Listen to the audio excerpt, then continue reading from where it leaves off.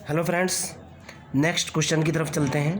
Question ये है कि let the mapping d such that R cross R to R defined by d of x y is equal to 1 if x not is equal to y 0 if x is equal to y. Okay, मेरे को दिखाना है कि अगर मेरा कोई map है are cross are के ऊपर अगर कोई मैप है, फंक्शन ऐसे डिफाइन किया गया है कि डी ऑफ एक्स वाई की वैल्यू 1 है जब एक्स बराबर नहीं है वाई के, और डी ऑफ एक्स वाई की वैल्यू 0 है जब एक्स बराबर है वाई के। दिखाना है ये जो डी है ये एक मैट्रिक स्पेस है। ओके, समझने की कोशिश करना बेटा। हम इस चीज़ को बहुत अच्छे तरीके से जानते हैं। सेट ऑफ रियल नंबर के अंदर जो एलिमेंट होते हैं वो -इन्फिनिटी टू +इन्फिनिटी होते हैं। जो भी आपके माइंड के अंदर आ रहा है वो सारे का सारा नंबर जो है यहाँ होगा, जो भी आप सोच पा रहे हो -इन्फिनिटी टू +इन्फिनिटी नंबर्स होते हैं। क्लियर है ना। फंक्शन को जो डिफ़ाइन किया गया है बेटा वो ऐसे डिफ़ाइन किया गया है, ध्यान से सुनना, कि पहला केस है डी ऑफ एक्स वाई की वैल्यू है मेरे पास 1 जब एक्स बराबर नहीं है वाई के, और डी ऑफ एक्स वाई की वैल्यू है मेरे पास कितनी 0 जब एक्स बराबर है किसके वाई के। और कंसेप्ट ये है कि ये एक्स और वाई जो एलिमेंट हैं वो रियल नंबर के एलिमेंट हैं सारे के सारे। ओके, ये आपका क्वेश्चन के अंदर दे रखा है D of x comma y की वैल्यू 1 है जब एक्स बराबर नहीं है वाई के, d of x comma y 0 के बराबर है जब x is equal to y के बराबर है। ओके, मेरे को दिखाना है कि डी मैट्रिक स्पेस है।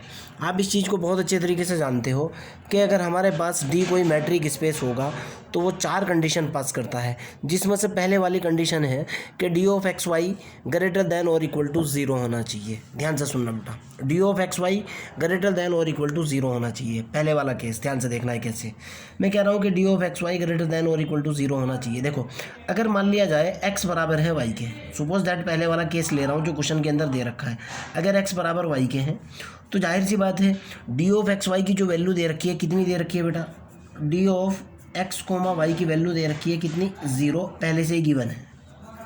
यहाँ x बराबर y का मतलब क्या निकलता है, आपको पता है कि x comma y set of real number है, और आप ये कह सकते हो कि d ऑफ 1 कोमा 1। ओके, यानी अगर x ये पहले वाला एलिमेंट x है, दूसरे वाला एलिमेंट y है, d of x comma y यानी d ऑफ 1 कोमा 1 की वैल्यू कितनी है 0 है जब x बराबर y है। ओके, आप ये भी बोल सकते हो d ऑफ 2 कोमा 2 आपको दे रखा है 0 के बराबर, ये गिवन है। d ऑफ -3 कोमा -3 की वैल्यू कितनी दे रखी है 0 है। सारे के सारे ये वाले जो एलिमेंट हैं -3 -2 या +2 जो भी आपके दिमाग के अंदर आ रहा है belongs to set of real number है, क्वेश्चन के अंदर दे रखा है। ओके, अब देखो आप, अगर भाई मान लिया जाए सपोज दैट पहले वाला केस मानता हूँ, अगर x बराबर y के हैं तो डी ऑफ एक्स वाई पहले से ही 0 के बराबर दे रखा है, पहले वाला केस तो ये हो चुका। अब दूसरी बात करता हूँ, मैं कहता हूँ कि अगर suppose that x not is equal to y के हैं, suppose that x not is equal to y के हैं, अगर x बराबर y के नहीं है तो डी ऑफ एक्स वाई की जो वैल्यू दे रखी है वो कितनी दे रखी है बेटा, डी ऑफ एक्स वाई की वैल्यू दे रखी है greater, d of x y की जो वैल्यू दी हुई है कितनी दे रखी है बेटा, वो दे रखी है 1 दे रखी है ना। डी ऑफ एक्स वाई क्या है 1 है, और 1 तो ग्रेटर देन 0 होता ही है। आप समझो इस चीज़ को, मतलब क्या है, अगर क्वेश्चन के अंदर ये दे रखा है डी ऑफ 2 कोमा 3 की वैल्यू दे रखी है 1, डी ऑफ -3 कोमा 5 की वैल्यू दे रखी है कितनी 1, यानी जब x not is equal to y के बराबर है। अब दोनों को कंबाइन करो बेटा, जब x बराबर y के हैं, जब x बराबर y के हैं तो वैल्यू 0 दे रखी है, जब x बराबर y के नहीं है तो वैल्यू कितनी दे रखी है 1 दे रखी है। इस केस में देखो आप, जब x बराबर y के है वैल्यू 0 आ रही है, जब x not is equal to y के बराबर है वैल्यू 1 आ रही है। दोनों केस में ये 0 भी और ये 1 भी, देखो आप 1 ग्रेटर दैन और इक्वल टू 0 है ना, 0 ग्रेटर दैन और इक्वल टू 0 है, दोनों कंडीशन पास हो रही है। इन दोनों कंडीशन का मतलब है कि साइमल्टेनियसली दोनों ना पास हो करके कोई एक पास हो, क्या तो 1 ग्रेटर दैन 0 वाली पास हो जाए या 1 इक्वल टू 0 वाली पास हो जाए, ये तो पास हो रही है ना। अगर यही फेल है ये तो पास हो रही है, दोनों में से एक पास होनी चाहिए। पहले वाली कंडीशन पूरे तरीके से पास हो चुकी। आप क्या कहोगे कि भाई दोनों तरीके से d of x comma y जो है वो ग्रेटर दैन और इक्वल टू 0 है, यानी ये वाली कंडीशन पास आपके सामने है। क्लियर, देखो आप समझ आ चुकी बात।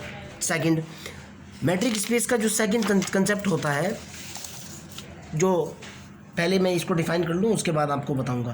क्वेश्चन के अंदर दिया हुआ है D of x comma y की वैल्यू दे रखी है आपको 1 जब x बराबर नहीं है किसके y के, and d of x comma y की वैल्यू दे रखी है 0 जब एक्स बराबर किसके है, वाई के। ये क्वेश्चन के अंदर है। कंडीशन नंबर सेकंड कंडीशन क्या होती है? पहली कंडीशन तो पास हो चुकी। फर्स्ट कंडीशन में इधर लिखते हुए भी चलूँगा बेटा। फर्स्ट कंडीशन होती है कि d of x comma y greater than और इक्वल टू 0 होना चाहिए। सेकंड कंडीशन मैट्रिक स्पेस की होती है कि डी ऑफ जो है D of x comma y वो बराबर होना चाहिए 0 के, if and only if x बराबर हो वाई के। इसको चेक करते हैं। ओके, सेकंड कंडीशन मेरे पास क्या होनी चाहिए बेटा? वो ये होनी चाहिए कि d of x comma Y बराबर होनी चाहिए 0 के, if and only if x बराबर हो वाई के। देखो बेटा, एक प्रूफ दूंगा, दूसरा मानते हुए चलूंगा। मैं कह रहा हूँ कि सपोज दैट मैंने क्या मान लिया? सपोज दैट एक्स बराबर वाई के हैं। अगर एक्स बराबर वाई के हैं तो क्वेश्चन के अंदर मेरे को पहले से ही गिवन है कि d of x comma y कितना है, 0 है। मैंने ये माना, ये प्रूफ दे दिया, पहले से ही गिवन है। अगेन उल्टा देखता हूँ। अगेन अब की बार मैंने गिवन क्या माना? मेरे को गिवन है कि गिवन दैट मेरे को दे रखा है कि अगर d of x comma y कितना है, 0 के बराबर है। Suppose that d of x comma y. Okay, again suppose कर लो इसको, इफ़ अगर d of x comma y 0 के बराबर है तो मेरे को गिवन क्या है? एक्स बराबर वाई के दे रखा है, आपके सामने है। ओके, सो दैट आप क्या कहोगे? So that d of x comma Y is equal to 0 if and only if x बराबर किसके, वाई के। क्लियर? काउंटर एग्जाम्पल से देखते हैं अगर आपको कोई डाउट है। ओके, थर्ड कंडीशन पे आते हैं। थर्ड कंडीशन मेरे पास क्या होनी चाहिए भाई? क्वेश्चन के अंदर आपको यही दिया हुआ है बेटा। अभी भी क्वेश्चन के अंदर क्या दे रखा है आपको बेटा? D of x y is equal to 1 है और D of x y is equal to 0 है, x not is equal to y, x is equal to y के ऊपर। थर्ड कंडीशन चेक करते हैं। थर्ड कंडीशन मेरे पास होनी चाहिए कि d of x comma Y बराबर होना चाहिए d of Y comma x, d of Y comma x. ये होना चाहिए, ध्यान से देखना है बेटा आपको। ओके,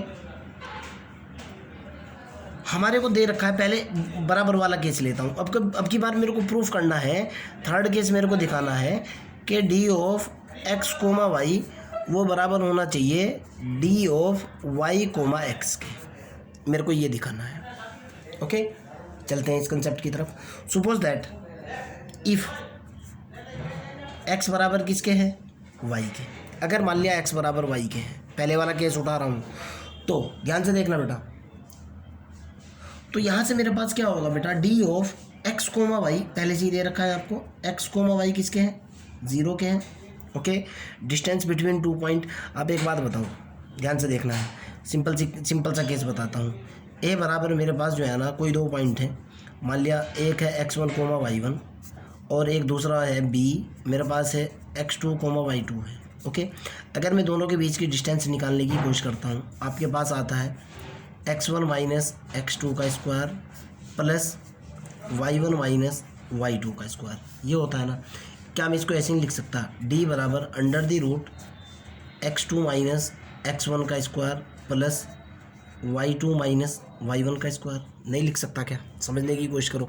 आप कहोगे सर अगर मैं यहाँ से माइनस का निशान कॉमन भी लेता हूँ तो ये स्क्वायर लगा हुआ है पॉजिटिव हो जाएगा। अगर मैं यहाँ से माइनस का निशान कॉमन भी लेता हूँ तो स्क्वायर लगा हुआ है पॉजिटिव हो जाएगा। बात तो एक ही है। ओके, पहले वाले केस में देखते हैं, यानी d of x y equal to 0 है। इसको डिस्टेंस की डेफिनेशन लगाने से इसको मैं क्या लिख सकता हूँ? डी ऑफ वाई एक्स भी लिख सकता हूँ, ये भी बराबर 0 के होगा। क्लियर? आगे की तरफ चलते हैं। और ये तो था तब जब x इक्वल टू वाई है। सेकंड केस देता हूँ, d of x comma y जो है, सेकंड केस दे रखा है मेरे को 1, जब x बराबर नहीं है y के। फिर यहाँ ये डिस्टेंस का फार्मूला लगाऊंगा। आप जब x not equal to y के है तो डी ऑफ एक्स वाई 1 दे रखा है, इसको मैं डी ऑफ वाई एक्स नहीं लिख सकता क्या भाई? वाई कोमा एक्स नहीं लिख सकता क्या? क्यों? डिस्टेंस तो दोनों तरफ से बराबर होती है। D of Y comma x कितनी है? वो भी तो 1 ही होगी, एक्स नॉट इक्वल टू 1 के वाई के ऊपर। देखो आप, ये देखो आप, x not equal to y तो है ही, डी ऑफ एक्स वाई बराबर 1, डी ऑफ वाई एक्स इस डिस्टेंस फार्मूले से देखो, डी ऑफ वाई एक्स बराबर किसके? 1 के। X not equal to y, condition तो पास हो रही है। ओके, थर्ड कंडीशन मेरे पास पूरे तरीके से पास हो चुकी है, D of x comma Y बराबर D of Y comma X. Okay, कब? जब x not is equal to Y है तब भी पास हो चुकी, और D of x comma Y बराबर D of Y comma x ये तब भी पास हो चुकी जब x is equal to Y है। x इज इक्वल टू कितना है? y है। दोनों सिचुएशन में पास हो चुकी, दोनों सिचुएशन में पास हो चुकी, आपके सामने है। क्लियर? लास्ट कंडीशन देखते हैं, यानी पहले वाली कंडीशन भी पास हो चुकी, दूसरी कंडीशन भी पास हो चुकी, तीसरी कंडीशन भी पास हो चुकी। अगले वाली कंडीशन देखते हैं, लास्ट कंडीशन।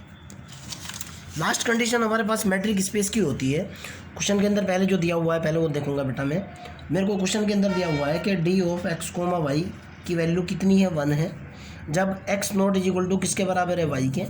और D of x comma y दे रखा है मेरे को 0 के बराबर, जब एक्स बराबर किसके हैं? वाई के। ओके, 3 कंडीशन तो पास हो चुकी।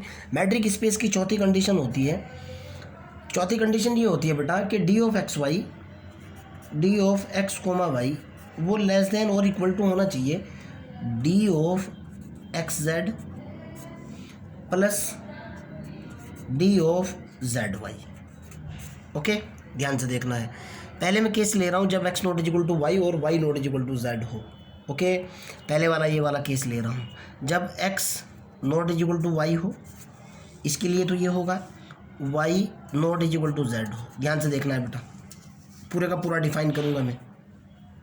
हम लोगों को क्वेश्चन कैसे दिया हुआ है? ये दे रखा है कि d of x comma y की वैल्यू क्या है? 1 है। जब x not is equal to Y है तो जाहिर सी बात है D of x comma z बराबर कितना होगा? 1 होगा। ध्यान से देखना है बेटा, यहाँ देखो आप, ये पहला एलिमेंट ये दूसरा एलिमेंट, वैल्यू दे रखी है 1 के बराबर। जब पहला एलिमेंट दूसरे एलिमेंट के बराबर नहीं है, अब यहाँ देखो आप, ये पहला एलिमेंट ये दूसरा एलिमेंट, दोनों की वैल्यू दे रखी है 1 जब पहले वाला एलिमेंट बराबर नहीं है दूसरे के। और D of Z y is equal to कितना होगा? ये भी 1 के बराबर है। यहाँ से देखो आप, सारे के सारे जो है ये जो एलिमेंट है एक्स वाई और जेड किसके एलिमेंट है? रियल नंबर के एलिमेंट है। ये कब है? जब वाई बराबर ना हो किसके? जेड के। कंसेप्ट लगा करके देखो आप, देखो आप। तो अगर मैंने यहाँ वैल्यू डाली D of x comma Y less than और equal to D of x comma Y less than और equal to D of x Z plus D of Z Y, देखता हूँ बात वैलिड होती है कि नहीं। 1 लेस देन और इक्वल टू, ये वाली वैल्यू कितनी? 1, ये वाली वैल्यू कितनी? 1, यानी 1 लेस देन और इक्वल टू 2। बात तो सही है। ओके, ये वाली कंडीशन तो पास हो रही है ना। अगर ये वाली ही फेल हो रही है, दोनों में से कोई एक पास होनी चाहिए। कंडीशन तो पास हो चुकी। और ये कंडीशन कब पास हो रही है बेटा? देखो आप, ये कंडीशन कब पास हो रही है? जब x बराबर नहीं है y के और y बराबर नहीं है किसके? z के। सेकंड केस उठा करके देखते हैं इसी के अंदर। यहाँ क्वेश्चन के अंदर आपको जो दिया हुआ है बेटा, आपकी बार सेकंड वाला केस देखो आप। यहाँ क्वेश्चन के अंदर दे रखा है कि d of x comma Y is equal to कितना है? 0 के बराबर है। ये कब है? जब x बराबर किसके है? y के। तो जाहिर सी बात इसी तरह से जो है D of x comma z किसके बराबर होगा? 0 के। जब x बराबर किसके होगा? z के। और तीसरा क्या होगा? D of z comma y किसके बराबर होगा? 0 के। जब y बराबर किसके होगा? z के। लगा करके देखते हैं ये वाली डेफिनेशन। डेफिनेशन है D of x comma Y less than और इक्वल टू होना चाहिए d of x comma z plus D of z comma y. इसकी वैल्यू कितनी है? 0 लेस देन और इक्वल टू 0 प्लस के 0। बात तो सही है यार, 0 less than equal to 0 plus के 0 लेस देन और इक्वल टू 0 होती है कब? जब x बराबर y है और y बराबर z है। आपके सामने है, सारों की सारी कंडीशन पास हो चुकी, ये वाली कंडीशन भी पास हो चुकी। आप लास्ट में क्या कहोगे? So that d of x comma Y is equal to ये 1, x not is equal to 0, x not is equal to Y और 0 x is equal to y is a metric space.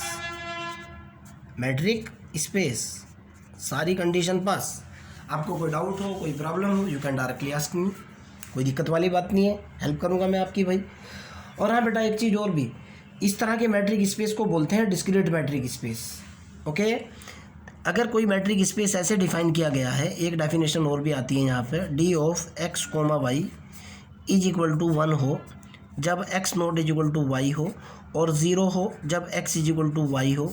This is known as discrete metric space.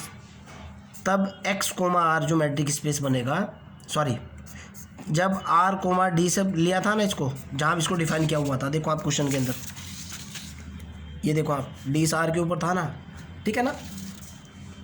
हो सकता है ये मैंने उल्टा लिख दिया हो, ये भी हो सकता है डी आर। ओके, अगर ये केस फिक्स है तब इसको क्या बोलता हूँ, डिस्क्रीट